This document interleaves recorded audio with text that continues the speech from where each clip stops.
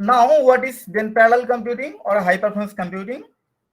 So in simple terms, we will use more than one computer or processor together to solve one particular computational problem which requires huge amount of computational effort.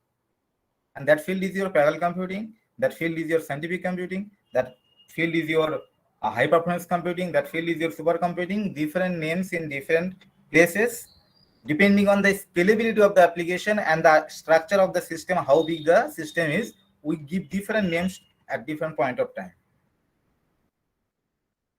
Or an interconnected set of processing elements means the processor which cooperate by communicating among themselves to solve the problem, large problem in a very faster way. That's your parallel computing altogether. So to do this, we require to improve the interconnect technologies, which should be fast, reliable, and scalable at the same point of time, along with the improvement in the processor and the memory and the bus system. Fine. Now the data has to supply to the CPU at a very frequent rate. So how the memory can be organized when you have lot many such CPUs? Based on that, we can classify the computer architecture into shared memory architecture where there is only one memory, and that same memory is accessed by all the CPUs all together. So individually they don't have memory, but they have to share the same memory. And there is two different kind of shared memory architecture. One is UMA. Each and every processor has equal access to the memory, whereas we can somehow segregate few CPUs for dedicated for a small amount of memory, few more CPUs for some another amount, where each and every processor has access to each memory, but their access time will vary from one memory region to another memory region. That's your NUMA. In other case, distributed memory architecture, what is there? That for each and every CPU, you have dedicated memory for yourself, and those are interconnected together via the network, and they can communicate among themselves somehow. How we'll come to see in the next slides.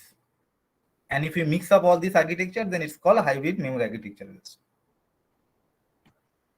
Now, just given lot many hardwares, but only one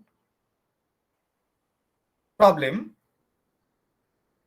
will not solve the problem. You have to give individual users the resource that they require to compete for. So this kind of first one, that you have lot many hardwares but only one application, will not work in parallel mode. If you have only one resource but lot many people, still it will not work. What you have to do? To optimum utilization, each and everyone should be given the resource so that they can do their job by themselves without waiting for the others to release their own resources.